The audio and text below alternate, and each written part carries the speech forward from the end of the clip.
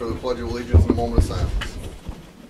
I pledge allegiance to the flag of the United States of America and to the republic for which it stands, one nation, under God, indivisible, with liberty and justice for all. All right, thank you. And a roll call, please. Beth Engel? Here. Charles Busuttil? Here. Michael Baranowski? Here. Andrew Goulet? Here.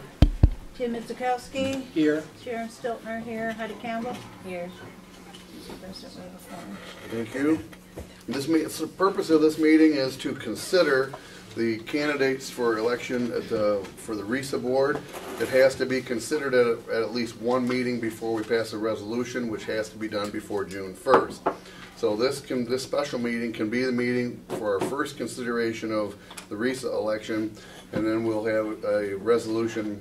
I think it's a resolution for during our regular meeting, our 7 o'clock meeting. That'll be the second meeting, and then because that's the way it's spelled out in the law to how you have to do it. So we have info on the candidate or candidates. I know. I didn't get anything. Did we get anything from RISA saying? Yeah, it's in your packet. There's only one person. It's in there. Yeah. It's in here? Yeah.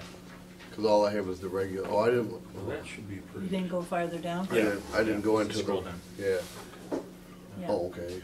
Oh, yeah, I got it right here then. Well, Yeah, here it is. She's farther down. Pretty basic.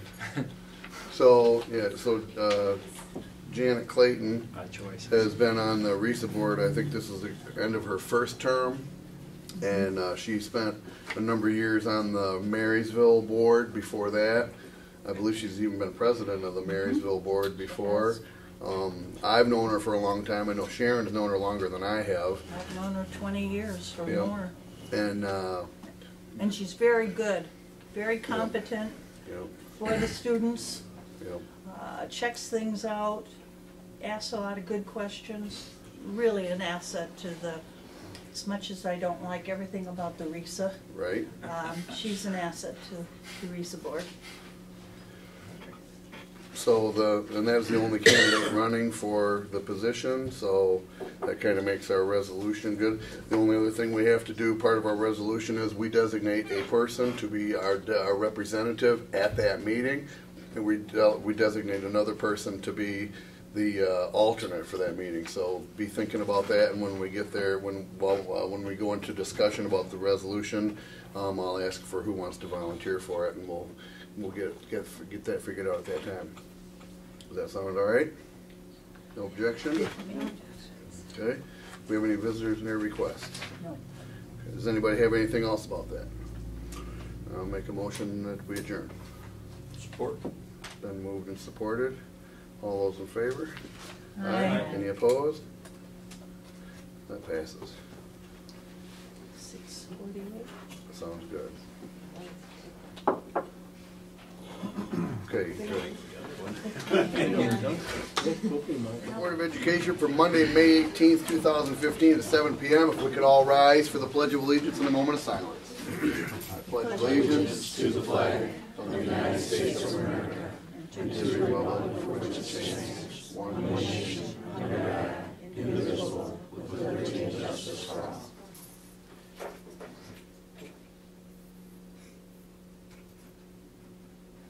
Thank you. And a roll call, please. Michael Baranowski? Here. Andrew Goulet? Here. Ed Campbell? Here. Charles Busuttil? Here. Tim Itzakowski? Here. Beth Engel? Here. Sharon Stiltner here, Mr. President. Thank you. Thank you. Moving along, recognitions and presentations. Dr. Stricker. For our student presentation this evening, I would like to present a certificate to Kayla Lang. And the story, actually Lori could probably tell the story better, but I'll do the best I can and fill in. But basically Lori and Diane were headed to Fairhaven for a pupil service accounting meeting. And they were greeted by Kayla. She was the safety patrol. And Kayla noticed that they were going in the wrong entrance. And Lori was trying to explain that she was a school employee, that it was okay. And we didn't have our IDs out. Yeah. So Kayla wanted no part of that nonsense. And we even tried to explain that I had my ID and I was trying to find it. Finally, we're like, never mind, because the parents came to her rescue. And Yeah. we said, we'll just go to Yeah, the so they finally complied to the proper procedures. And so when I heard the story, you know, certainly it's a fun story, but the seriousness behind it is to have students like this that not only follow the rules and procedures, but really care, especially when it comes to safety and the safety of her school and the safety of her fellow students and teachers. And so I wanted to present her with this award, and also I always take time to recognize the parents and family because we realized that that example is set at home. And thank you for obviously setting an example of an outstanding student like that. So Kayla.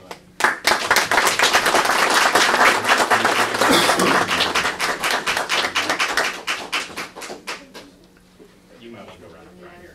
Might be a little bit easier. Kayla, congratulations. Great job, Caitlin. Thank you. Nice job, thank you. Good job, vigilance. There you go. Thank you for protecting us. Thanks, Caitlin. All right, for our second recognition and our staff recognition, I know I've been on the theme of coaches, and certainly we'll move on to other areas of the school. But right now there's a leadership theme. And you know, I'm really pushing leadership, and next year actually I'm going through a book series right now, The Leader in Me, which is about teaching leadership all the way from kindergarten all the way through. And so leadership is very important to me, and I really appreciate what our coaches do. And you know, what I appreciate most about our coaches that I've observed here and noticed, not only from what I hear from parents, but what I've seen firsthand by going to a lot of the ball games, and that is coaches that use their athletic sport as a tool to model character and teach character and the character traits and life skills that we want taught to our students. And I received an email actually from a pretty lengthy email from one of our parents that is a very involved parent. And I quote, "Coach Smith believes in those boys. He inspired and created a unity like she's never seen before." And she's had kids in the district all the way through, more than one child. And she also commented on the endless hours that Coach Smith puts in. So I just wanted to take a moment and recognize Jeff Smith for all he does. Coach.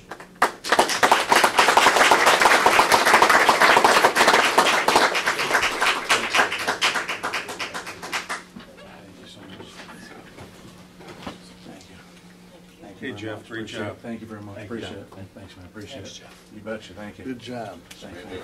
Appreciate it. Thank you. Yeah, thank you. Yeah, thanks for everything you do. Thanks. Thank you very much. Thank you. Thank you very much. Speech. No speech?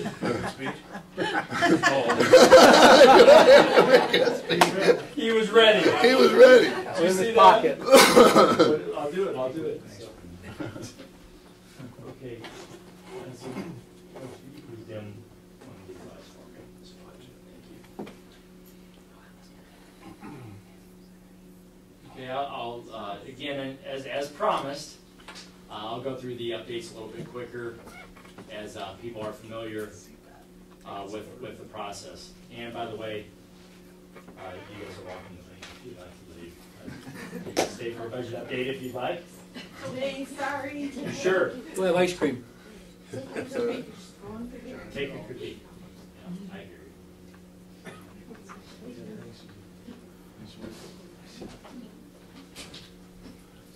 Okay, again, for those of you who are new in the audience, and well, what we basically do each Board of Education meeting, and again, it will become very routine, where as we go along and as we have some same audience members, I'll go through quicker and quicker, but I always take an opportunity for new audience members to really understand our process, because this is very key to what we're doing. We talk about transparency, but when it comes to where we really want the transparency and the understanding is with the money. And so what we do basically is we, Lori and myself, compare the previous year to this current budget in terms of revenue and expenditures in the different state categories. And if we need to, we even go back further. If there's a discrepancy, we feel like we need to go back further, we'll go back further. But if you look at total revenue right here and slide all the way across, you can see we're under 1% off from where we were last year. So again, we're 1.4 million deficit. However, we're holding the line of the budget that's in place. It's a deficit budget, but we're holding the line of what we said at the beginning of the year and the revision that we had and where we are. So that's pretty good revenue-wise to be under 1% from where we were last year. Here's your different categories for expenditures. And if you go to the bottom for expenditures, you can see that we're actually under budget, or a minus, as you can see there, 2.5%. So that's where you would want to be with expenditures. And so there's really not that many discrepancies. And again, I always during our admin meetings thank our principals and directors for doing a great job holding the line with the budget. And so where we compared to where we were last year, you can see the numbers there across if you look at the actual numbers. So you can see last year's number and this year's number. So I'm very pleased where we are at this point. And as you know, of course, we're approaching the end of the fiscal year, June 30. And so during our final revision, I'm hoping for yet another couple $100,000 of expenditures that wash out. And you know, actually I talked with Lisa today, you know, about how the next step in the negotiation process is that we all celebrate when there's money at the end of the year in the audit, when there's money in there, because we have parameters put in place that we're in this together. So I make no secret about it as we get towards the end of the year, and we already did fine-tune more than I'm comfortable with. But This is still the adopted estimate. that is correct. That is correct. We haven't done the official revision yet. So I'm pleased where we are in terms of comparing to last year in terms of our original budget. But again, it's, as you know, a deficit budget. On that note, much quicker than last week's update, but important nonetheless.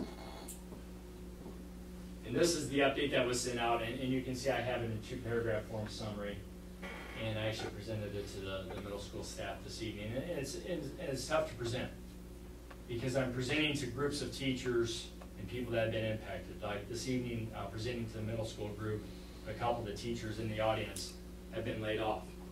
And so it's not an easy task, you know, to present that hey, we're going to come out of this budget deficit, but there's certainly casualties, and no one, including myself, you know, likes the certain challenges that come with budget reduction.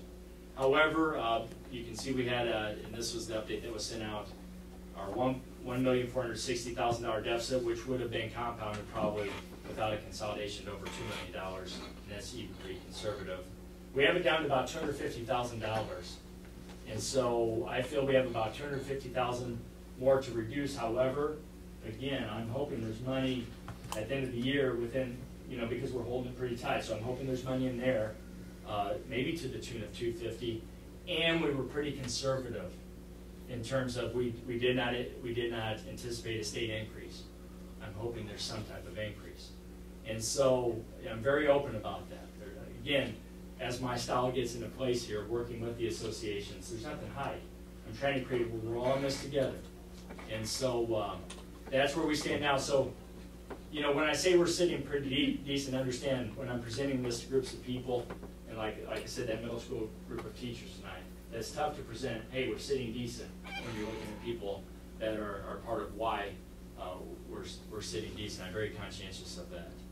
And so that's where we stand budget-wise. And basically, the next step, and we'll talk tonight during closed session when we discuss negotiations, I feel we're to the point of beginning the negotiation process. We still don't know what the state is going to do. But what I'd like to do is sit down with the associations, even contracts that are not open right now, and I want to establish, per the direction of you, the Board of Education, in the workshop, I want to establish, okay, this next year we're just stopping at the spike. We want about a 2 to 4% fund equity. I want to establish with the associations that, hey, do we first of all agree upon that? And if we do, what if then statements are we going to set up? If over 4% when the audit's done, we restore steps, or what are we going to do? Cut down on class size. I mean, have these discussions. If it's below the 2%, then hey, we may need some help. So I want to proactively get that in place, then on out. So next year, and we'll continue to have budget workshops, and I do appreciate your extra time, but we're going to have to work hard to get where we want to get in terms of budget. But next year, let's say we want to be 4 to 6%. Again, sit down with the association. Under 4%, what happens? Over 6, what happens? And again, trying to set up working with the associations as we get back up to, as directed to, you know, a 10% figure for fund equity. So that's a summary of our budget workshop, and I do appreciate your time for that workshop. Any questions budget-wise before we go to the consolidation update? Okay, and the consolidation update.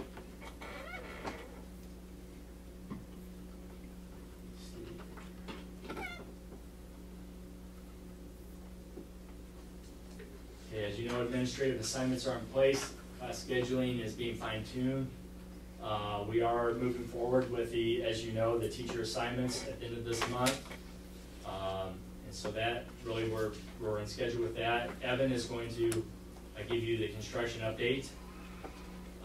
Transition to move, Bill Foster is right on top of it. As you can imagine, he's very organized. And so we are working out some details, but I feel very confident that we're ready to go. We're ready for summer to get here. Transportation, Bill and Evans are going to, they do have the routes for next year's routes. And so they're going to get a driver and drive those routes because I want to hear from them, their perspective. And that's me being paranoid, but I'm at busing. I feel like I need to do everything I can to make, because there will be problems, you know, the first day of school, no doubt, but I need to minimize that. Technology, Evan will answer any questions in regards to technology.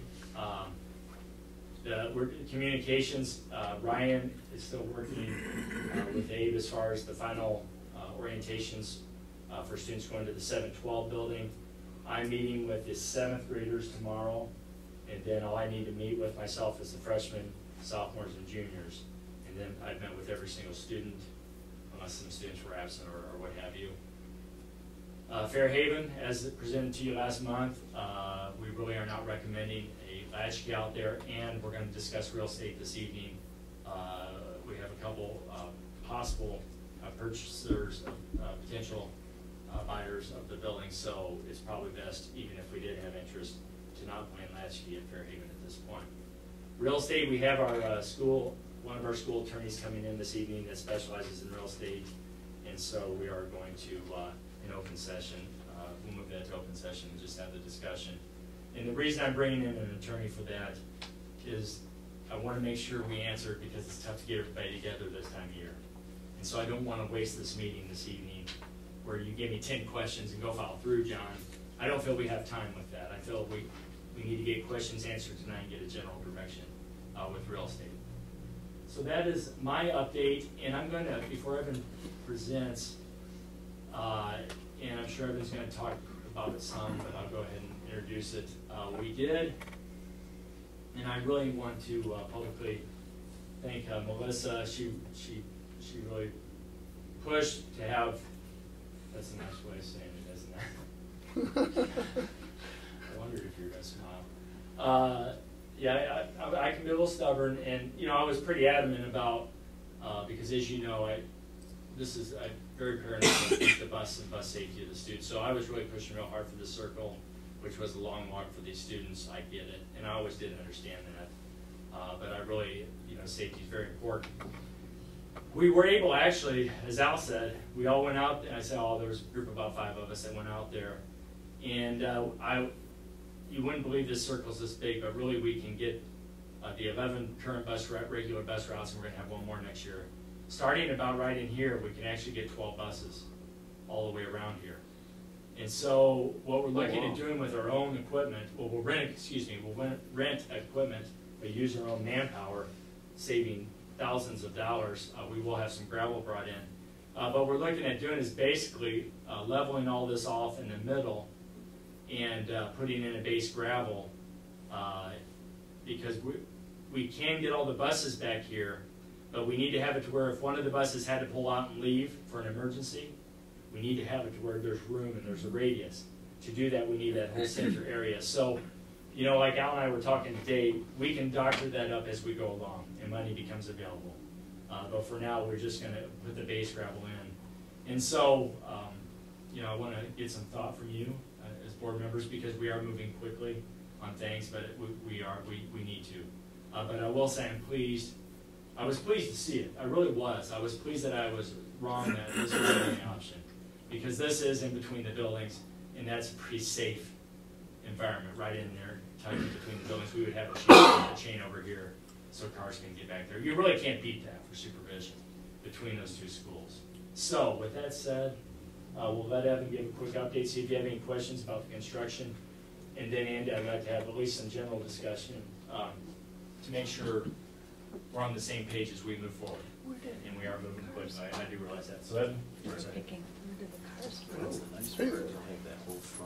Last Friday, the bids hit the street for general construction, electrical, plumbing, and HVAC. Really freezing. That is due back to us on the 29th of this month. There will be an addendum being attached to it hopefully tomorrow, because concrete was left off of it, and we have a couple concrete slabs and the sidewalk that we need to have done, so that'll be happening tomorrow. So I work with Chip and Scott on that. Eugene and myself are going to be out tomorrow to start to look at the details of the bus loop going in between Algonquin and Hillside. Basically, we're just looking to kind of even up that the width of that driveway all around, as John said, so that the buses can get in there and one can get out if it has to. One side's a little bit wider than the other, and then we got a sewer manhole that we'll have to contend with. Planning on kind of designing that one out in 2 phases. One that'll get us through next year, and then where money becomes available and we pave that area, how that would end up looking. Other than that, we're just waiting for the bids to come back and we can get our pricing and get students out for the summer so we can get going. Any surprises? Time has been a bit nerve-wracking, as John can probably attest. I get a little nervous when there was I would have liked to have seen this probably 2 months sooner, but it's progressing.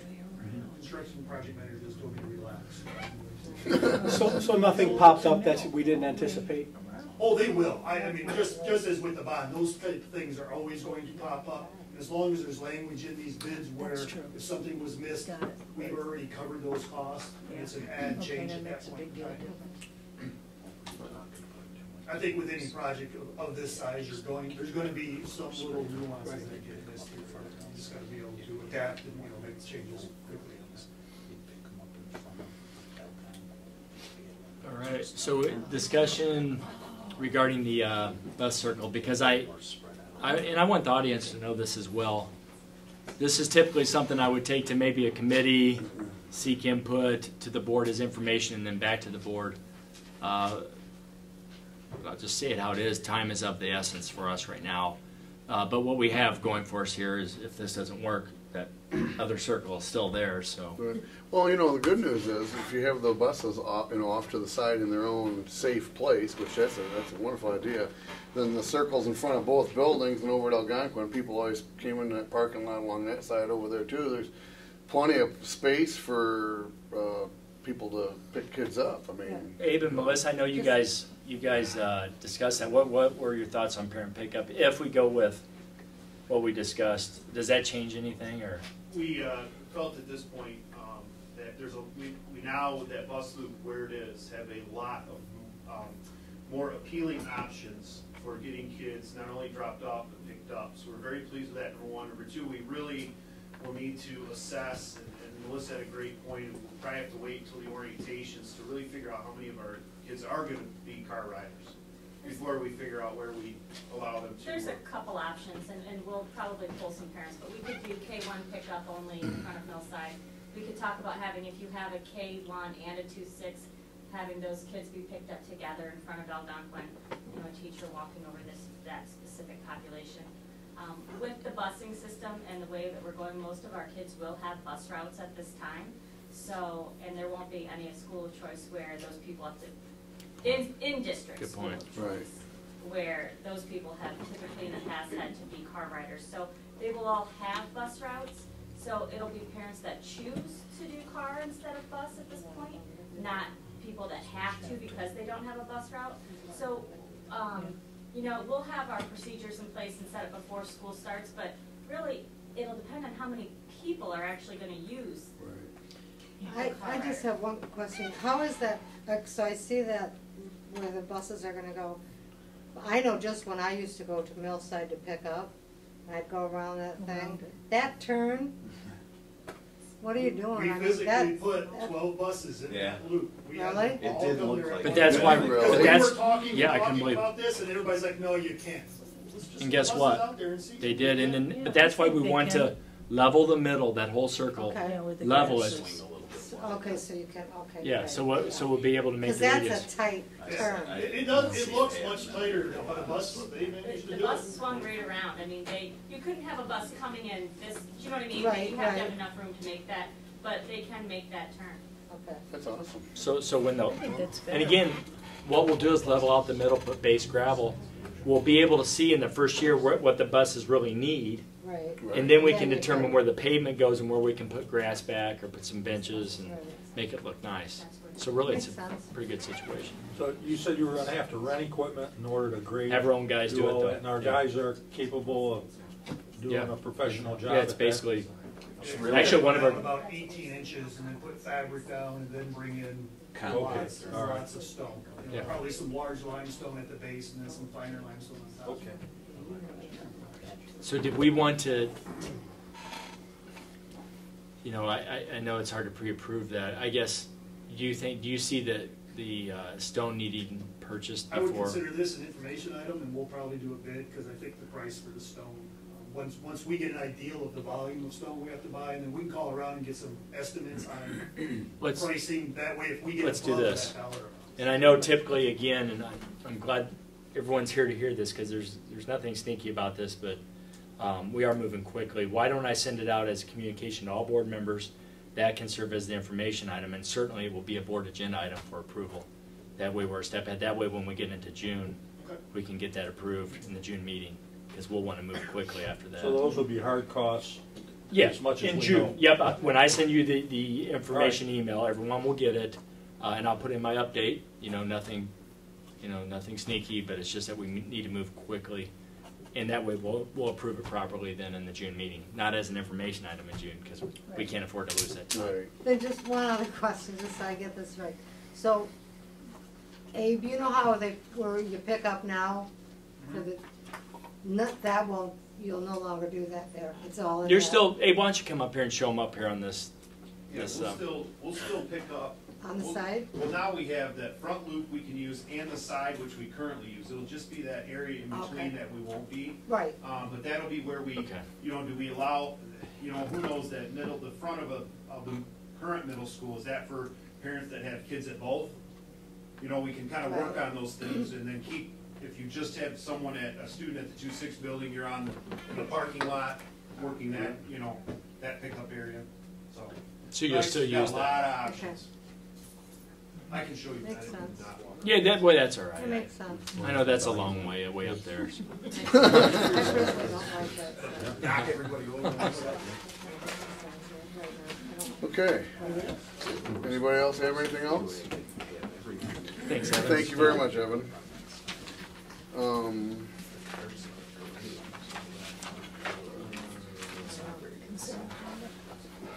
Yes, consent agenda. I'll make a motion, the Board of Education approves all consent agenda items, including agenda, minutes, personnel items, treasurer's report, and bills as listed items A through C. Support? Been moved and supported. All those in favor? Aye. Any opposed? That passes. Information items. Administrative reports. Okay, Ryan had an event with his daughter this evening, and so certainly that's something I felt he needed to attend. So Mitch is going to give Ryan's update. So bear with me, guys. So Monkey chooses not to be here. He gives me a book to read. So the high school's completed their M-STEP testing, and all materials been shipped out. The high school and middle school choirs did an amazing program last Thursday, and Miss George should be commended for the job she did with leading them. The drama program is putting on their spring play, Peter Pan, and that will be Thursday night at 7 o'clock at the middle school auditorium. That's $4 per person. Then big time kudos for the NHS, especially Kaylee Lucken and Johnny Morton. They organized and ran the first color run that was this past weekend, and they raised over $5,000 to donate to the Mott Children's Cancer Center. So that was a great thing they did. The last middle school orientation will be this Friday for 7th graders that are transitioning into 8th grade, and there'll be another full orientation in August once all the students have received their schedules. And then lastly from him, seniors' last day will be next Friday, and the senior awards and graduation will be Friday, June the 5th. Okay, and you want to go ahead and give your update? Athletics, spring sports are winding down. We are hosting baseball and softball district. First round will be Tuesday, May 26th. Both of our teams will be playing Richmond in the first round at 4:30. Track regionals, where just this past weekend, the boys finished second, the girls finished fifth, but we had quite a few qualifiers. Morgan Beatlescombe won the 1600, also won the 3200 and set his own school record running in 9:28. Mitchell Mueller won the pole vault and the 110 hurdles, and Michael Weisner took third but had the automatic qualifying time in the 300 hurdles running a 41:50. So all of those boys qualified for the state tournament, or state meet. The girls, Ryan Presby, qualified and took second in the high jump, and then she set a school record as well in the long jump, jumping 17.3½, which qualified her as well. She took second in that. Lindsay Trebilcock won the 400. She, with a time of 1 minute, 0.48 seconds. The 4x4 relay team of Chloe Novacek, Miranda Beatlescombe, Sandra Tersha, and Lindsay Trebilcock won that event with a 4:14.57, so they'll be going to state with that as well. And lastly, the 4x8 qualified with a time of 10:25.3, and that's Abby Nutter, Lindsay Trebilcock, Taylor LaParle, and Morgan Kerrigan. So again, we have quite a few athletes that will be attending the state meet. And then baseball, lastly, this past week, beat 2 ranked opponents in 1 week. Memphis was 18-1 coming in to play us, and our boys swept them. And then Parkway Christian, who was 4th in Division 4, our boys beat them this last week as well. So. Great stuff. Awesome.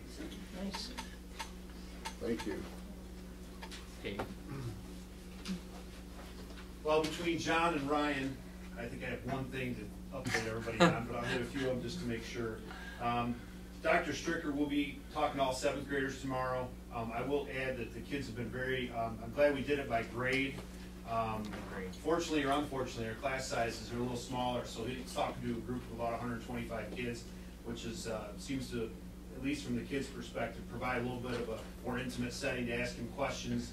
I know John and I have talked after each session about good questions that the kids have about next year, so it's been very beneficial for our kids. So, the choir concert was outstanding. Those of you that were there know it was a packed house. And Sneha did a great job. That also included her rapping for a song. Yeah. Just one, but she rapped. That was good. 8th grade orientation this Friday. That will end our orientation programs. Kids have also had a very good feedback with that. We basically everything we've done in the past with 8th graders moving into 9th grade, only we've done it at every grade level. So our kids are getting acclimated to the lunchroom at the high school and how that will all work, and a chance to tour the building. And what's funny is the side benefit to that is the staff that go with them, who may be at the junior, senior high school next year, also has been good for them. They said to reacclimate themselves with the high school, because really sometimes the only time they're there is for the opening day kind of ceremonies in the lecture hall. But they've got a really good chance to now poke around and look more specifically at places they may be. So it's been great. The high school has also been very good about sending all their athletic representatives over. We've had, I think, just about everybody every lunch for the last 2 weeks of sports teams come over to meet with our 8th graders in preparation for next year. So hopefully they'll see a turnout with that, a better turnout with that in the fall. And our last but not least, May 27th, which is next Wednesday, all our 8th graders will be heading to SC4 for Middle School Decision Day, where they get a chance to tour SC4. Meet some professors, sit in on some classes, and usually very good reception for that too. So that's next Wednesday. Thank you. Okay, Melissa. Add curriculum curriculum level. We had kindergarten roundup last week. We had a nice turnout of families coming out and meeting with the teachers and staff. We have an evening roundup this Wednesday night from 6 to 7:30 at Millside as well, for any of those families that were unable to make it during the day, so we look forward to that. At Algonac Elementary, we also had a music program with Miss George. Packed house again for our kindergarten, 3rd and 5th graders. They did a wonderful job. Kindergarten, you can't go wrong. They're cute no matter what they do there, so that was really nice. We had our final Science Olympiad competition. We're very proud of the students. Algonac Elementary brought home 3 medals, which is up from last year with, against about 80 teams. So we were really excited that we placed in 3 different events. Millside was also there and represented the district very well as well, and they took home a medal in a different category. So next year we should have a pretty strong team going out there, full of kids. Field trips are underway at the elementary level, so we have field trips going out all over right now. It's always an exciting time for parents and kids. And our students that are in the drama club working on Shrek the Musical are getting very excited. They've been fitted for their costumes and working very hard. So June 12th is that. There's 2 showings, one at 6 o'clock and one at 8 o'clock if you get a chance. And they are ready to go, excited. So what's going on in Algonac Cal? How are the kindergarten numbers looking with? We're at about 115 with about 6 that we're still trying to get a hold of. So about 120-ish is what we're expecting, which has been about where we've been.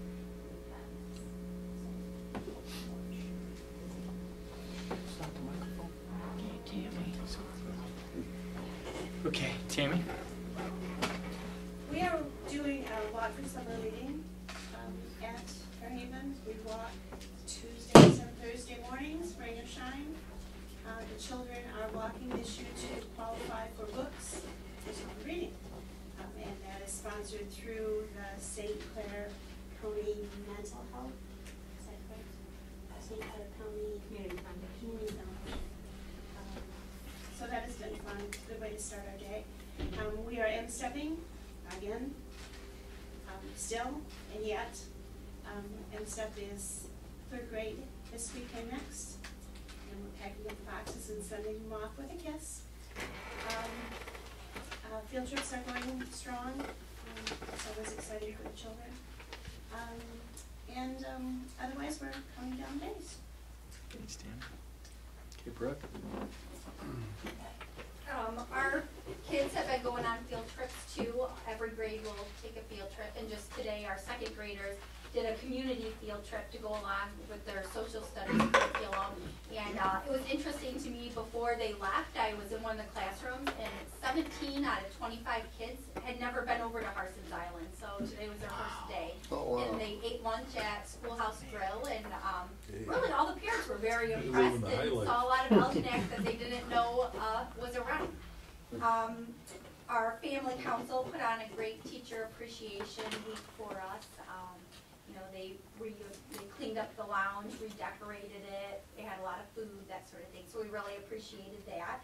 Last week, our student council did a beautification, and usually they just kind of clean out the flower beds and that. But this year they had families donate perennials, and they planted those, and they also planted some trees out front, one for each grade level that is there.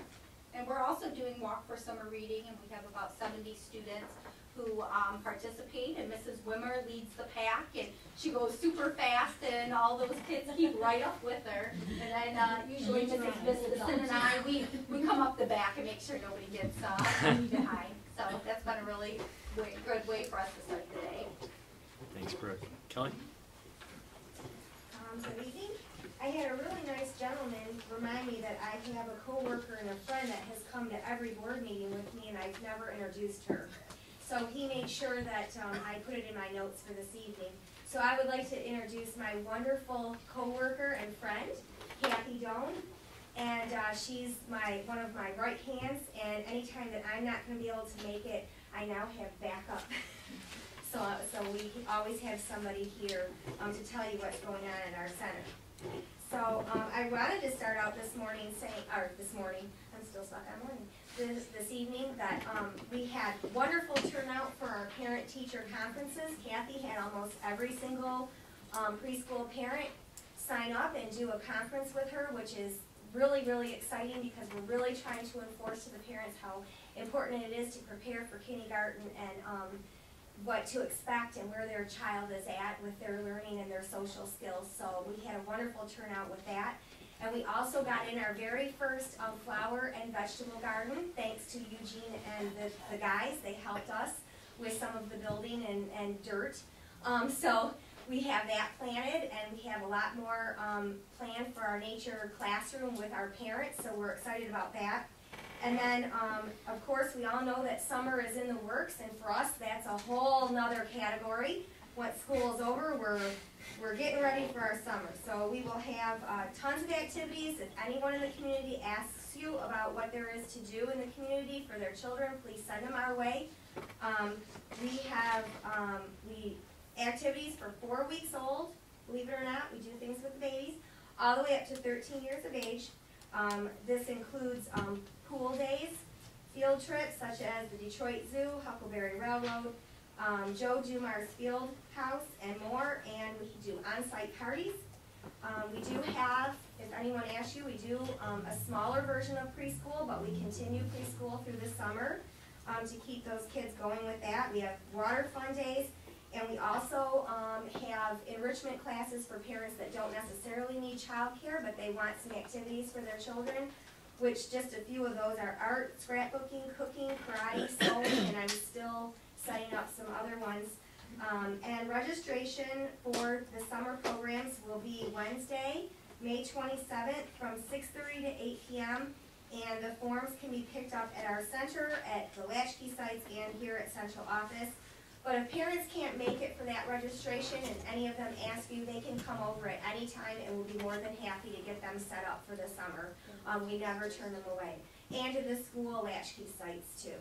So, and we've got all that information headed out to the schools. We did that today. We also wanted to make sure that you knew we picked out a really fun summer t-shirt, and we wanted to make sure that all of you know you're more than welcome to order one.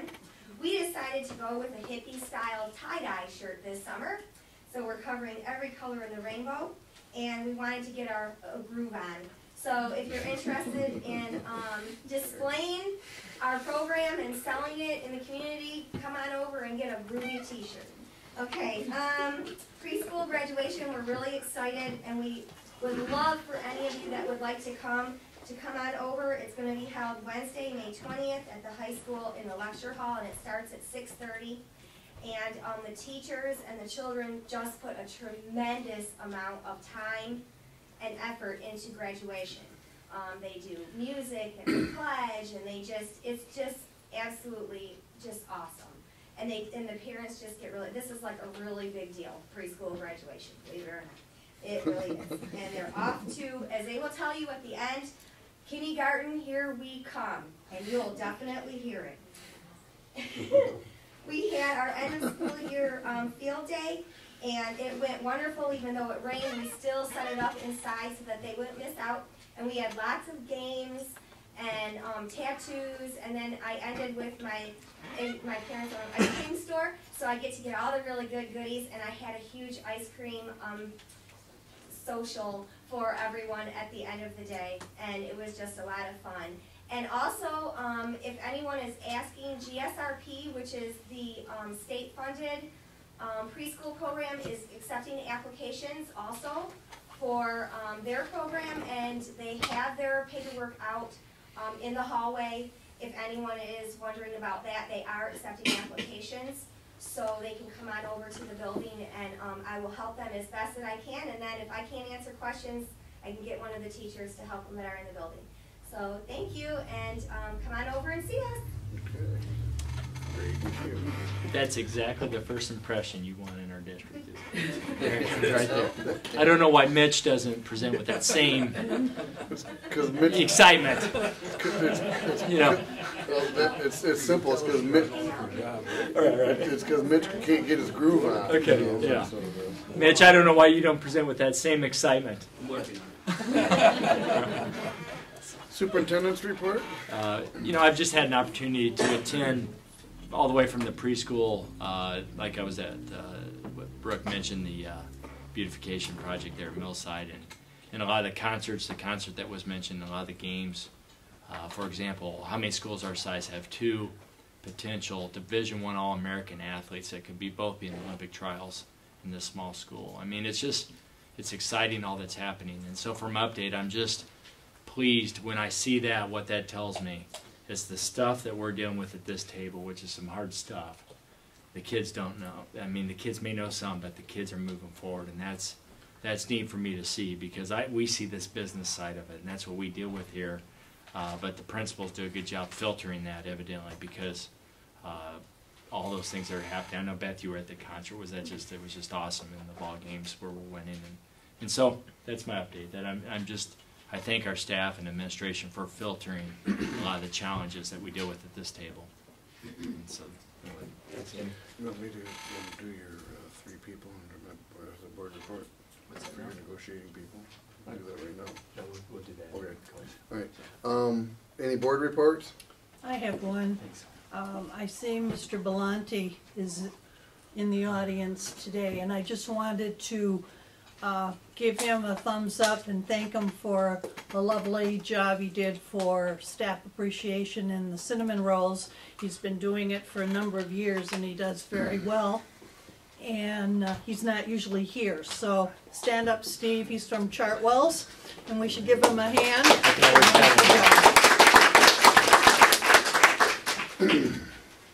Just a word on Muskrat Scrambles coming up Saturday, June 13th at the St. Clair Golf Club. Golf is $110. You can come to dinner. It's $35. I'm still needing some teams. Generally, we have it sold out. So try to get the word out that we can use some more foursomes. But it's a great day, and we raise a lot of money for the kids. Anyone else? Okay, moving along. Administrative contracts. John? Now, do you want to give a quick Or somebody? history of? Sure. Generally, at the May board meeting, last year was a little bit earlier, just based on the fact that Brian wanted to get some of that stuff sewed up before he took off. Generally, they come as an administrative item, and as you know, those contracts go 2 years out. So this is merely this would be an extension, and so everyone's on for next year ready. This would be going out the following year, all the people on the list. And as far as compensation, I say certainly, but I need to remember I'm new here. And this is my first round, but there's no increase of compensation until we enter the negotiation process.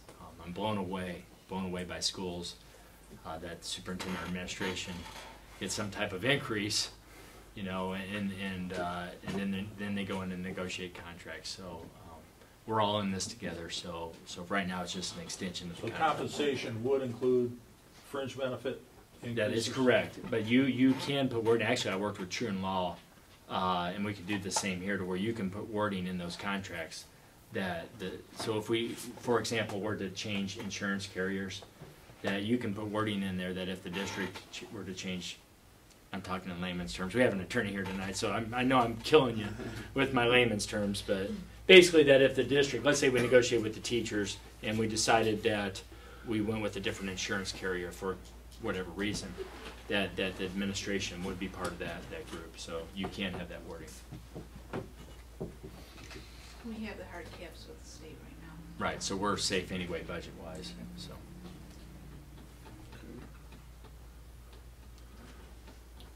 Summer employment? Okay, that's just an FYI, and this has been something we've talked about in our updates. So basically we are moving forward with summer employment. It's not really something that needed a board approved, but I wanted to communicate that information. So it's basically that you're going to be seeing some people, new faces in the district. We try to hire as many kids as possible. I was a little disappointed that we didn't. All I hear is that there's a shortage of summer jobs, and we didn't have enough kids apply, so we are have some support. We did end up having enough, or? We were too short. Okay, so. I think we have 6 kids on right now. So. Let's go ahead and, Andy, if you don't mind, let's go to the blue water, because then I'm gonna have Lori introduce our guest before we talk about the real estate, so. Okay. So Lori, with the blue water, is there anything you would like to add on that, or? We met with Blue Water Learning Academy. We had a board meeting before this one, and they did approve the invoice on their end. And this wind up in the solution invoices for additional work that will be done on Abe and mine's behalf to start winding this academy down. We'll have this year extra reporting, and then next year we'll have extra audits and state reporting and things of that nature. So we're asking for stipend reimbursements that the Blue Water Learning will be reimbursing Algonac for. And we're working with our racist school attorney on that, so she's been guiding us through that process. So I really do appreciate everything Abe has done, and Lori. It's been quite a bit of extra for that transition, amidst of everything else going on. So I really appreciate what you guys have done. So Okay. real estate. Okay. We did have this as a closed session item, and you know, we decided to go ahead and so this item's going to take a little bit longer because we are going to go ahead and discuss where we are with our real estate, the selling of, in particular, Fairhaven and Algonac Elementary. So I'm going to have Lori introduce our guest from True Law, who specializes in this area, and then we'll go from there. We brought in Gordon Van Buren from True Law Firm, and he specializes in real estate law.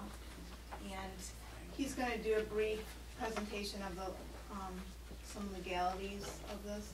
I tried to guess some of your questions that you might have, so I had emailed them ahead of time, and those are. So at this point, I'll turn it over to him, and then he can answer any of your questions, and then we can go on to discuss the rest of it after. Coach, is it better if he uses that microphone up there to talk? This is. Yes, sir. It is? Okay. Thanks, Gordon. I appreciate it. Thank you, Lori. Good evening, and thank you for allowing me to be here tonight. Just by way of background, this is my 30th year at True Law Firm practicing property law for various school districts around the state. So in terms of what I understand to be the situation with Algonac, it's very similar to other school districts that we represent. We represent approximately 506 school districts in the state of Michigan. Several school districts are looking at disposing of buildings and property right now. I always enjoy making this presentation because generally when I'm before a board, I tell them what they can't do and how restricted they are in terms of their authority. In this particular situation, Section 11A3 of the Revised School Code provides very broad general powers for school districts to dispose of property. So, unlike situations where, for example, you go out and you're going to construct a building or do renovations, you have to do specific bidding, you have to comply with certain requirements. The law does not require that. You've got broad general power to do as you see fit in terms of disposing of your property. With that, there are really only two exceptions to your broad general powers. The first is that you need to get fair value for your property. That does not mean fair market value, but it means you can't give your property away. The only exception is if you were to transfer the property to another governmental entity and you contain the property, when you transfer it, you have a reverter clause in your deed, so if the property ceases to be used for a public purpose, it comes back to the school.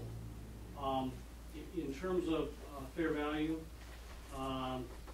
there are various ways to satisfy that requirement. Oftentimes when school districts go out and they look to sell property, they solicit bids. Even though legally the district's not required to, oftentimes a bid procedure is used. But I've also seen various things like auctions.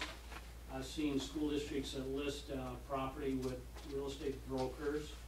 I've seen unsolicited offers.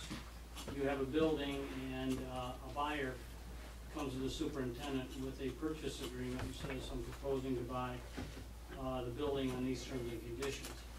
So the fair value requirement is not that difficult to satisfy. Again, it's not fair market value. For example, if you have an appraisal of your property, there's not a legal requirement that you get the appraised value when you want to sell your property. The second restriction is a provision contained in the revised school code that restricts you from putting a deed restriction when you sell property that would prevent it from being used for a lawful public education purpose, i.e. a public school academy or charter school is what we usually, the nomenclature is usually referred to. So in terms of restrictions, those are really the restrictions that you have. Most of these property transactions tend to revolve around the policy decisions for this Board of Education. And that is the board determining what's in the best interest of the district when you decide to sell or otherwise dispose of property. I do understand that in terms of some of the buildings, if there's bonded debt, you need to get fair market value, which again, we can work with you to satisfy that requirement. I just want to mention very briefly that when a school district sells real estate, it tends to be a very straightforward transaction in terms of closing, because under Michigan law, there's no transfer tax when a school district sells its property.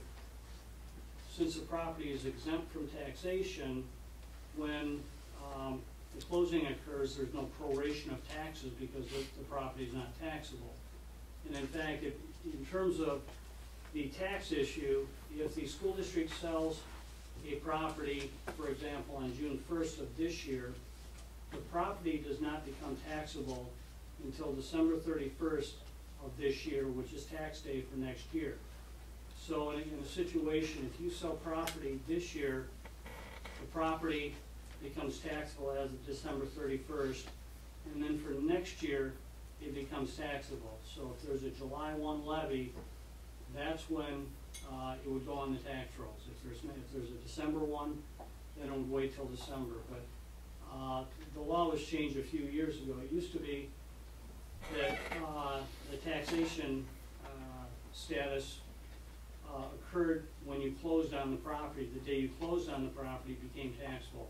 That's no longer the law. So in terms of selling anytime this year, you can expect that the property will not go on the tax rolls until next year. Generally, in these types of transactions, the seller provides title insurance, so there is a cost for title insurance and certain recording type fees. But in my experience, these transactions tend to be very straightforward because you don't have the normal issues you deal with if the seller was a private entity like a school district. So again, my job tonight is the easy part. I explain what the law is. The tough part is the policy decisions that this Board of Education has to make in terms of how best to market the property, what methods should be used in terms of trying to get the most value, or determining if there is a use. For example, you've got a governmental entity that would rather use the property, that would prefer to have the property, and it competes against a private entity, and the private entity is worth offering more money.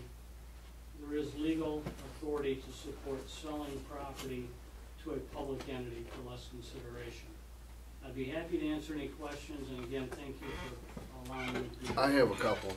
On page 2 of your letter, the second paragraph, you talk about and as you just said, we have broad-ranging powers.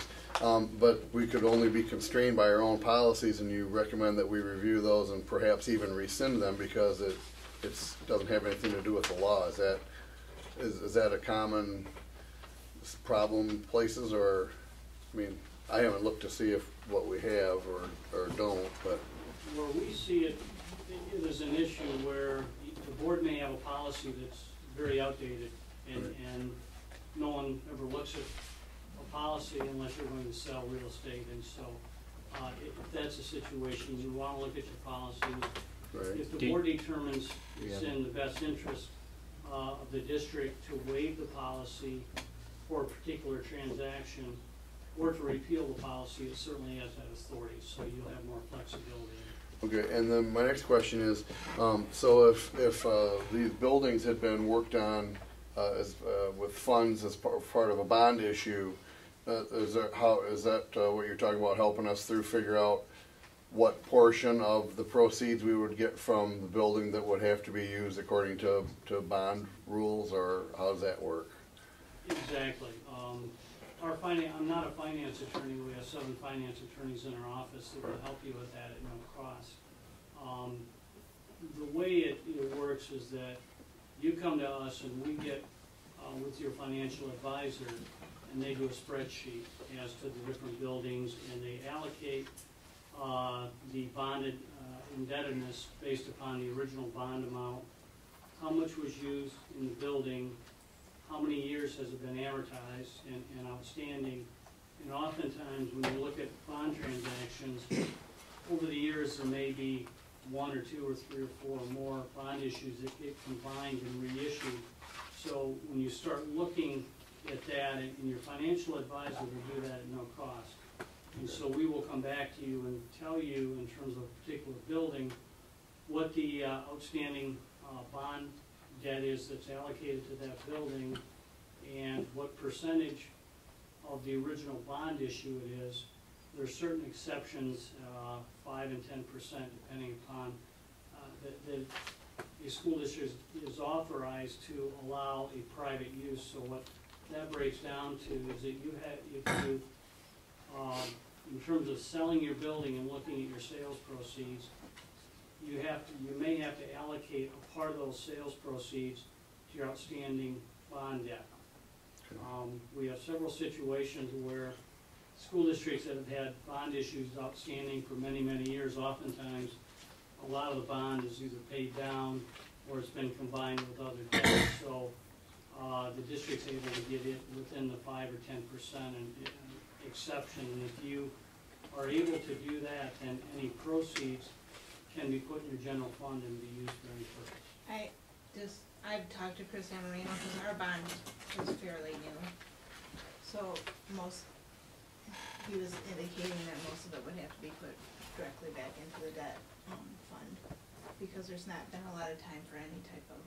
And would it have to be put in the debt fund towards debt, or could it be used for purposes of the language of the original bond issue? Right, in the capital project, like the original bond. Right. Fund, but we only have so long that we could spend that before they would have to convert back to the debt. Right. I don't think that'd be a problem. Right. I understood it too. No, Lori, that's a correct statement, and Scratch that off the like I say, we provide that advice on the cost of the business as part of our bond services. So you may have a bond issue that's been outstanding for 25 years, but when you come to us, there's no cost for us analyzing or providing advice. I'm working with Chris Amarino, and he's the one that recommended that I also work with Gordon, so the 3 of us are kind of right.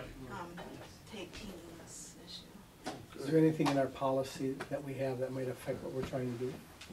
No, it just talks about that the district place the buildings market for sale. Public notifications shall be made, and all interested parties shall be given an equal opportunity for purchase. So Very generic.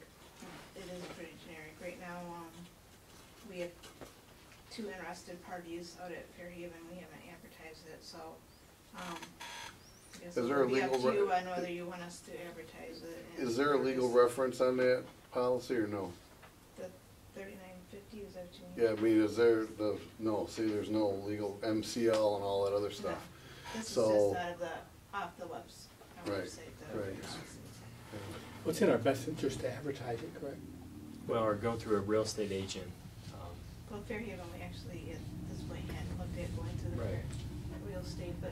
Because we've had 2 people just approach us. I think we would want to deal with those 2 first before we did anything else. But correct, but on this building here, I would. Do I need to market it? I would recommend going through, and basically, Lori, I'll let you explain the process, but Lori's done a great job with this, by the way, and spent a lot of time into it. She had an open house and for real estate agents, and I'll let you explain that. And basically, we have one agent that has the lowest percent. I did tour 3 real estate agents through on the one day, and then within that week, another one called and asked if they could also go through. I had them submit their qualifications, how they would market it, what their commission rate would be. And I was looking at it thinking the fairs, they all kinda had the same experience, so. These are commercial, Commercial. The one I thought would, the best way to kind of compare them and to pick the fairest way, I guess, is to look at their commission rates. And Coldwell,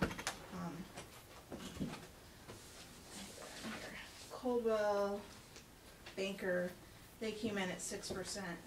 Sign and Monahan, they wanted to auction it. And correct me if I'm wrong, with an auction, we would have no say whatsoever on who would purchase the buildings, is that correct? Whereas if we bid it out, or if we went through real estate, we would have option on whether we wanted to have a purchase.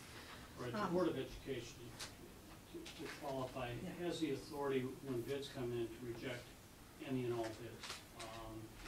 So is an option. What I've seen in terms of auctions is that a district may go through it and provide a restriction that it's subject to review and approval by the Board of Education. So you go through the auction process, but the final auction amount is subject to approval by the board. So in the event that you have an auction process and you don't get bidders, you get one bidder that comes in with a number, it's not a without reserve auction, it comes back to this board and then the board determines what to do. Oh, that was my next question. Good job. And their commission was based, they didn't give me a commission price, it was based, the auctioneer would try to figure all of that out later. And then we had Keller Williams who came in at 8%, cause they were bringing in another commercial company to work with them, but if they sold it themselves, it was only gonna be 7%.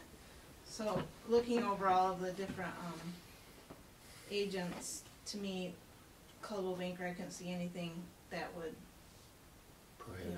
prohibit me from recommending them to you, and they had the lowest commission rate, and they had their own commercial, did you compare, their success rate against the other two companies in terms of actual sales? they just listed, they did list what their sales were that they used, and Coldwell Banker actually had a lot in this area that they had, dealt with. They sold Mirage Banquet Centers, strip centers, several marinas, commercial buildings, gas stations, Lake Cove condominiums, Lighthouse Cove condominiums, St. John's Hospital, and they've worked with several developers. So, and then Keller Williams, they are bringing in another company that also has real estate, they sold commercial real estate.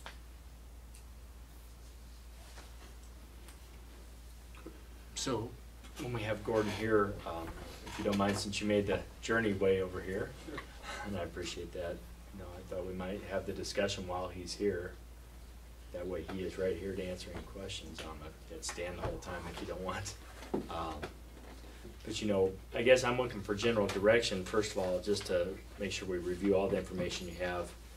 Basically, we had the appraisals done, and if you turn to, on each appraisal page, it's actually page 3 of 5 on probably both of them. You can see Fairhaven is appraised at $280,000, and Algonac Elementary is appraised at $680,000.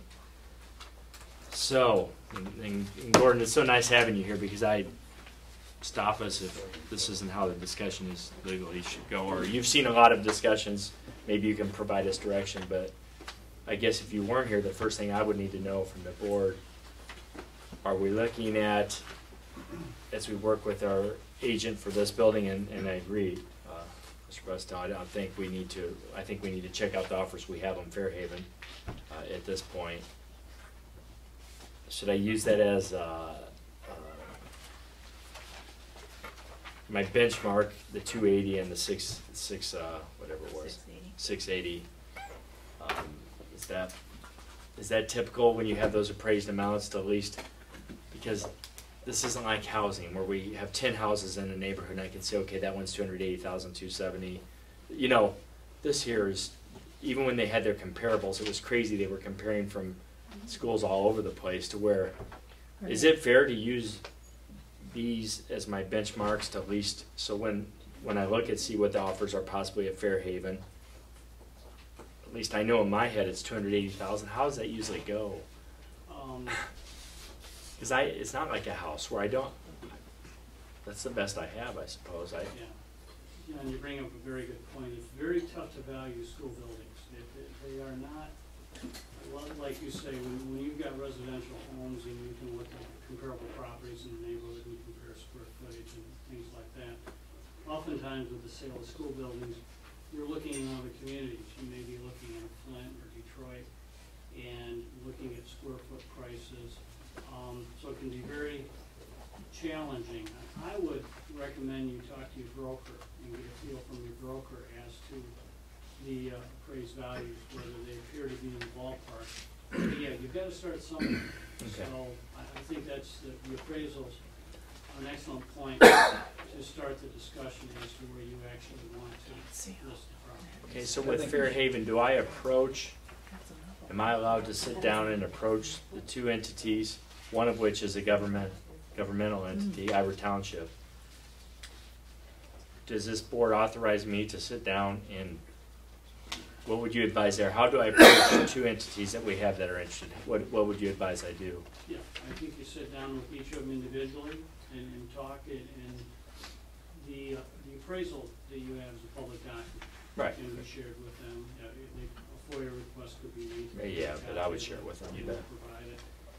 But I think for the benefit of the board, it's important to sit down with the individual buyers and look at purchase price, what they're proposing to do with the building, look at any terms with regards to how much time do they want for their due diligence, for their inspections. One important component that we get involved in is the environmental issues in old school buildings. Obviously, we propose, in representing the school districts, that we transfer the environmental liability to the buyer, and the school doesn't have ongoing responsibility. We can help you in terms of your purchase agreements that are prepared and submitted in terms of any sales. But I think if you've got what appear to be willing buyers, the first step is to sit down, talk to them, and see what they're looking at in terms of closing. Are these cash deals? There's a way that there is authority in law to sell property on a land contract. With bonded debt, it can be challenging. We can work with you. It's much cleaner to do cash sales. Yeah, of course. Yeah.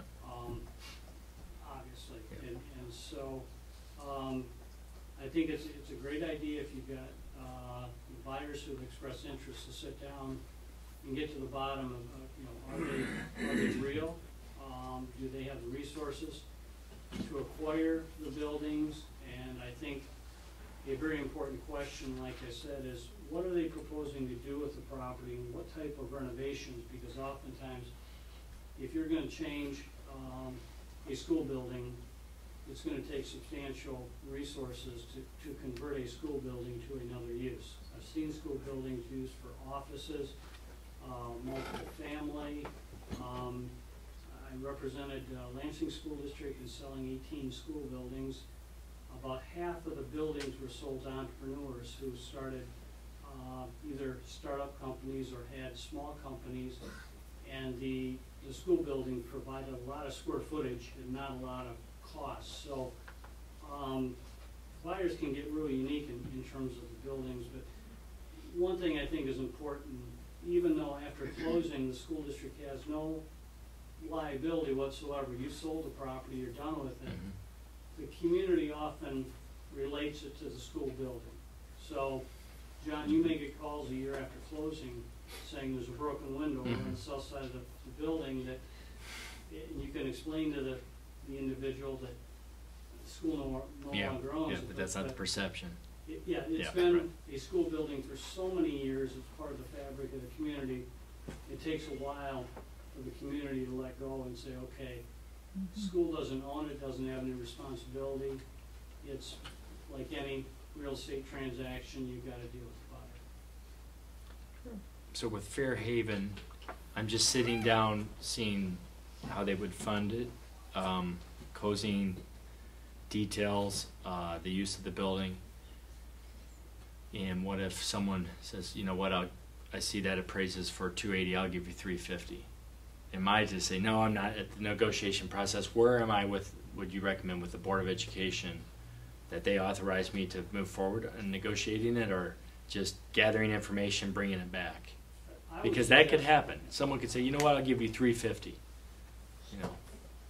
I would say put it in writing, and if you're dealing with two potential buyers, I would say, I need a written purchase agreement, and I'd like you to submit it on or before May 28th at 4 p.m., something like that. So you're giving the potential buyers equal access to submit offers, and once the offers come in, you certainly have the authority to negotiate with each buyer, and then bring a recommendation to the Board of Education.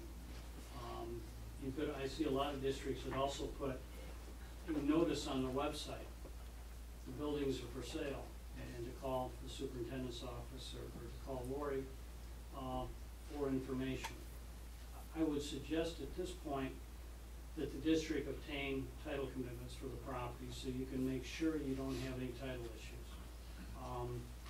Title companies will provide title commitments without cost.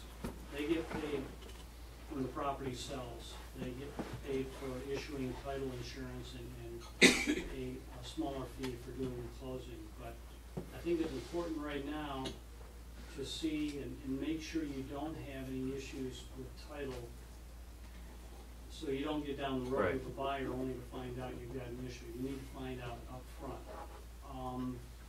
I'd also recommend you walk around the grounds and see if there are any encroachments. We see a lot of districts that the neighbors over time can encroach on boundaries. Right, that guy right there is probably one of them. So something that, you know, these are just things that. I saw his kid throw a football in it. What if we do get two offers to rent and purchase agreements? Are we allowed to disclose that we already have one for this amount to the lower purchase agreement, so they can? Actually, the public documents, what I've seen is you tell both to submit on a certain day and time. If one comes in before, you can keep it sealed till that Yeah, so like bids, like receiving bids. It's exactly. Yeah, that's what we do. Not legally required, but I think it No, creates fairness. I agree. To the bidders, and you're not the first person submitting. Yeah, I got it. And the buyer, the second buyer says, "Well, that's what it is. I have to come in above that." I think it evens it out, and especially in this case, I think we should do that and time it to where I can bring it to the board, because we have one entity that's a government entity, a township, and then, you know, we have a private entity. So I would think we'd want to receive both bids, sealed envelopes, bring it back to this group, because let's say the government entity's 250 and the private entity's 320, but yet the government entity's a government entity, and you've already addressed that sometimes you want to go with the government entity for several reasons. But at least that comes back to this board. So I think that might be wise. Since we already have two potential offers on the table, should we open it up then? We only had the one with the township, that's a different story, where that's our only option right now, but now we have a private individual, so would it make sense to put it on the website, inside, here's a date, if you're interested? Yeah, like a bid process. properties for sale, you know, contact You Lori. never know who might. Any offers are due on or before, and you set a date. But I'd make that fairly efficient amount of time. I mean, we have two people that are interested. I agree. So For the let's next board not meeting. blow it. Yeah, so I'd say let's do that for the next board meeting. And we can allow them to start doing inspections if they would like, because I've already had someone ask me if they can come and do an inspection of the building. Can I allow that? Yes, with the caveat that if they're going to be doing environmental testing or anything like that, you want to have, I'll work with you on a hold harmless. We don't want buyers in buildings doing testing that could affect the integrity of. Why wouldn't we building. need to have an agreement before they started that? Because if they cause damage and they walk away, we want a written agreement. So then by contract, we could hold them liable Well, for the that's damage. what I meant to say, I guess. Because I'm concerned about the environmental side. You said when the title transfers, we still might be liable. And I thought, once the title transfers, if you've done due diligence, the buyer, then it's the property's their responsibility. You're saying that's not correct? Under Michigan law, Michigan has a polluter's pay statute. So, for example, the school district used fuel oil 30 years ago and had a tank in the ground, and it wasn't unusual. In fact, it was the rule back in those days that you could fill your tank with sand, you wouldn't remove it. So we see lots of school properties that have environmental issues.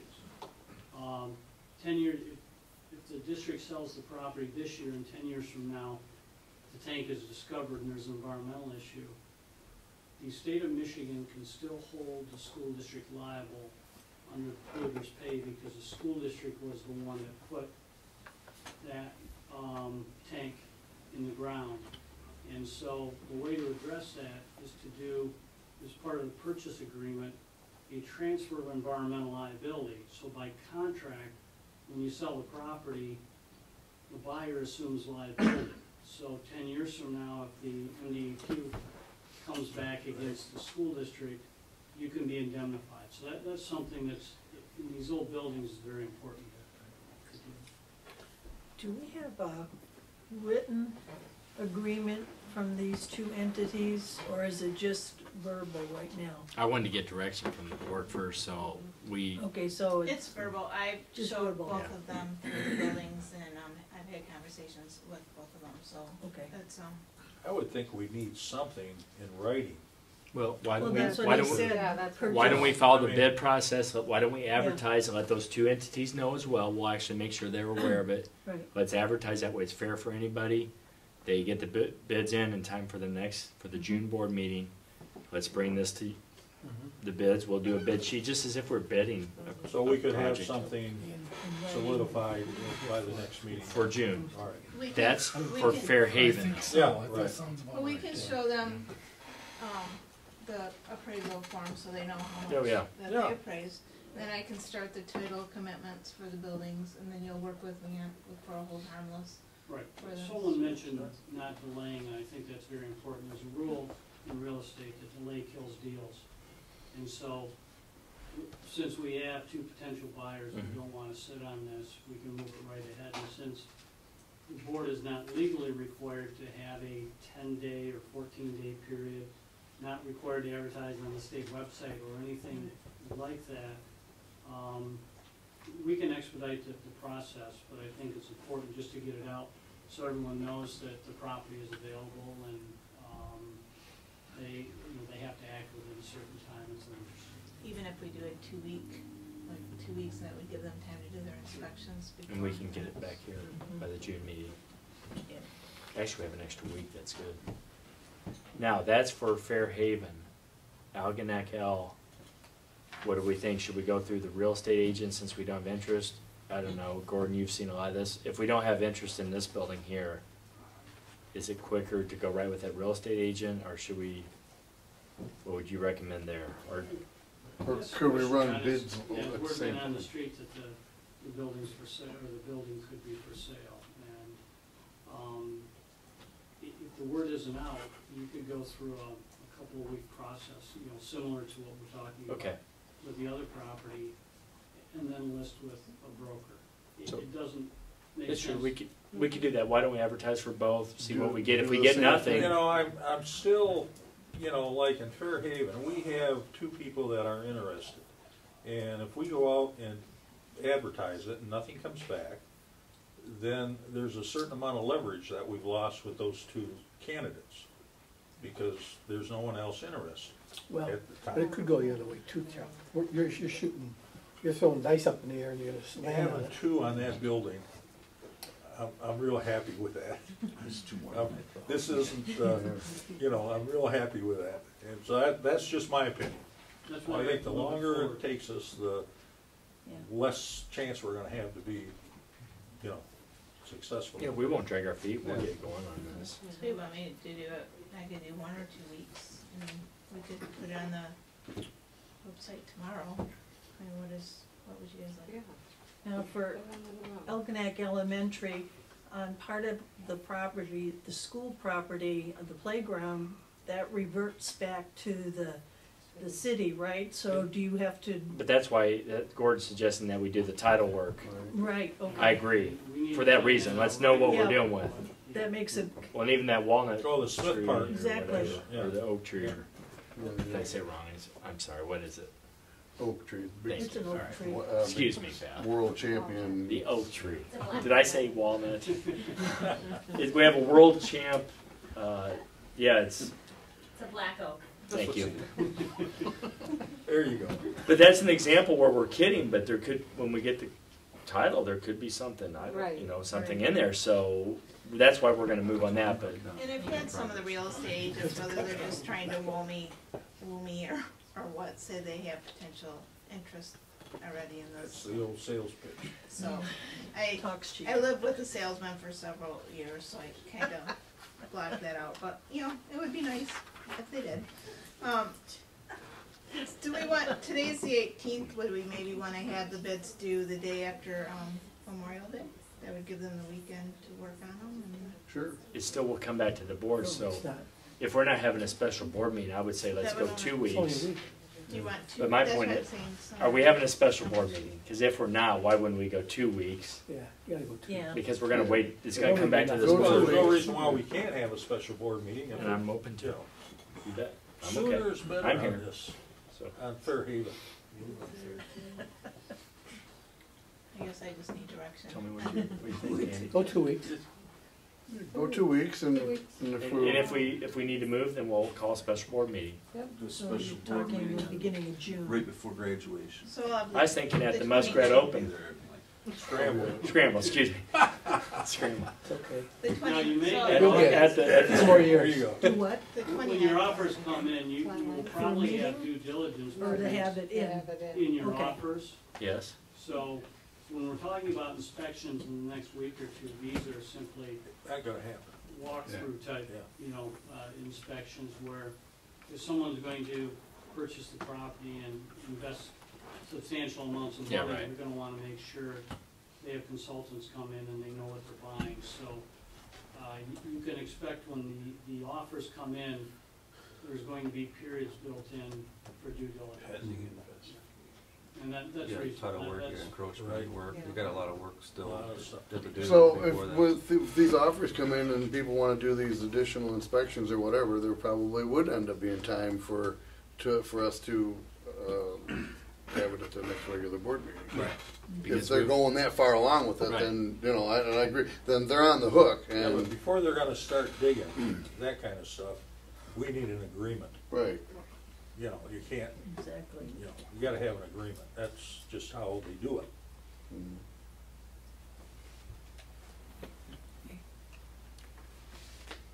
Algonac Hill, though, I want to make sure I understand that. So for this building here, same thing, we're gonna go for the 2-week advertisement Why bid. not? Okay, all right, Yeah. okay, all right. And Okay, then if it doesn't go after that, after the 2 weeks, Yeah, we then can award the, And we can change. Just change it. Can we Just go with- extend it. would we go with the recommended Caldwell.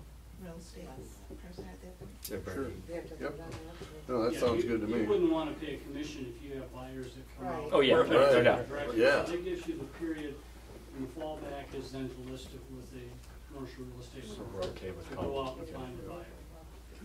Okay. Yeah, yeah, why not? They're known. Just one other comment, John, on the appraisal amounts that we've received. I'm sure that they took into consideration, even though there's not a ton of schools in this area that are selling, but I would assume that in their estimate, they're taking that kind of stuff in consideration. So I think it is a decent reference point. Yeah, Cause they were telling me some of the Flint schools went out like A year from now, there's $3 gonna be a lot a more square buildings foot. for sale in the district. So it'd be- They're in the county. Mm-hmm. This seems awful cheap. Can we put that amount out on the What's the cost to build website a school, with Chuck? what the appraisal amount is on the building? You don't need a school. I'm saying, but what does it cost to build a school? These appraisals that we've received, these are, that's It's public $280,000, information. you got 10 acres, So- you got a lot of brick and mortar and everything else in there, it just seems cheap to me. Yeah, it's different You when can't you, put a when you're house up for that. acquiring property, you can go in closed session to talk about the acquisition plus any appraisals. These are anomalies. Which you obtain when you're looking to Right. buy There's not gonna be property. a bunch of For I know, example, it's just dumbfounding to me that You're it's- selling property with all that. And I don't like this, that they say that we I can have- stop them from doing Okay, that. any, They said we could require said deed restriction. any more questions for Gordon? The part about not being able to use it for a public academy or whatever, did that change recently? Because we sold a building over on Harson's Island, and we did put a deed restriction in there that they couldn't use it for any kind of a school ever, and the people that bought it ended up turning it into a restaurant. So that must have changed between then and now, I guess, huh?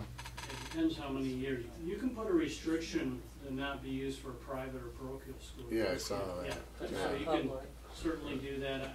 I can tell you that Look, we're public. generally, it has not been an issue when school districts sell to a charter school, because under Michigan, the way the state of Michigan now interprets, if you close your building, the day you close the building, if the charter comes in, school comes in the next day, it's a change in use. You have to bring the building up to current code. So, most sophisticated charter school operators will not touch an old school building, because it's more efficient to build from the ground up than to try to renovate a building. In terms of, under the state of Michigan, they have a policy, if a school district closes a building, you can open it within 3 years. If you don't allow a third party to use it, you can reopen it within 3 years and only have a safety inspection. You don't have to bring it up to current code. So you do have a period of time to close and reopen a building, unlike if you sell it, the day you sell it, the buyer has to bring it up to current code. I'm good. Okay. Okay. Thanks for making the journey. Appreciate it. Thanks a lot, appreciate your time. Thank you for Good coming. job. Perfect for Iowa. Visitors and their requests, None. 0. On to action items, we have a resolution for the RESA budget where it's our determination to either support or disapprove of the RESA budget that was presented to us last month. And I'd like to make a motion that the Board of Education, having received and reviewed the proposed St. Clair County RESA budget for 2015-2016, adopts a resolution as presented expressing its disapproval of the proposed budget. A complete copy will be with the minutes. Support. It's been moved and supported. Discussion. I've been hearing a lot from a lot of people about when that article hit the voters paper. would not want us to approve this. Exactly. No, Period. no. Then I've been hearing a lot of stuff from a lot of people, and when that article hit the Times Herald with about that whole situation, I heard more, and it's you know, so you know. Would not want to be Dan like that. Right. So, any other discussion? Hearing none, all those in favor, aye? Aye. Any opposed? That passes. We are disapproving of the budget. Resolution for the RESA 2015 biennial election. Before this meeting, we had a special meeting to consider the candidate that was presented to us. There was only one candidate running for a position, and that her name is Janet Clayton. We established that several of us know her, and she's a good board member, and she'll do fine. And so, what we need is we need somebody that wants to attend that meeting to vote for Janet Clayton on behalf of this board, and we need an alternate. So who would like to do those jobs? When is that meeting? June June 1st. June what? June 1st. I thought it was the 1st. Okay. That's what it says. Sharon, Okay. Beth? Is it at night? So I have a class. I don't know, they don't always.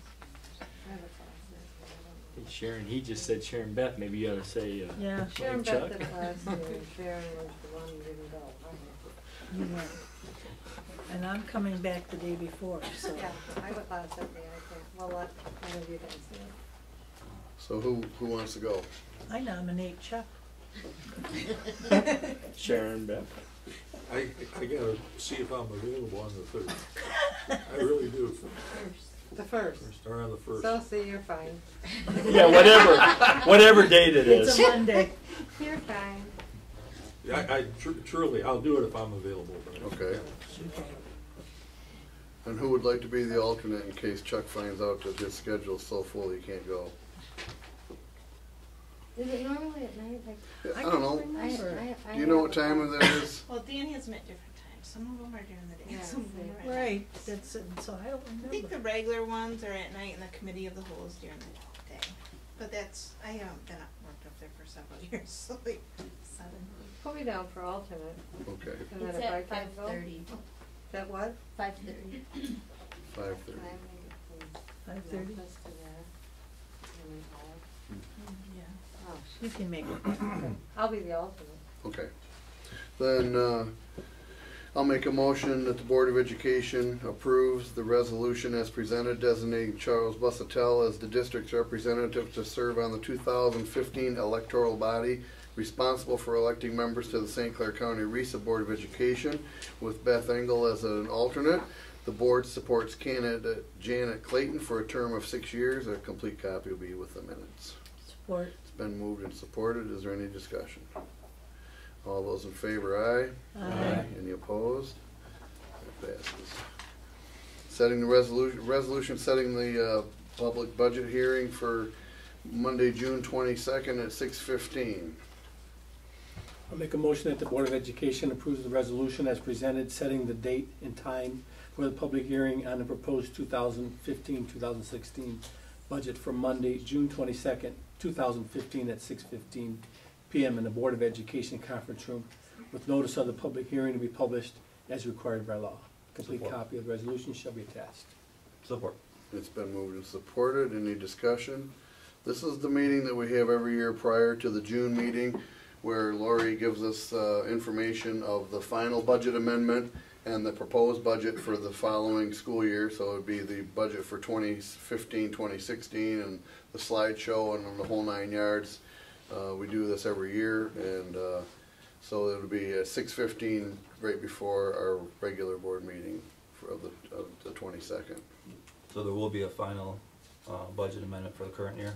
And then- Yes. Okay. And Thank so, and usually she'll kind of touch on that and go through that a little bit, and then we'll vote on the final budget amendment, and then we'll vote whether to accept the budget for 2015, 2016 at the regular meeting right after the budget hearing. That's how it works.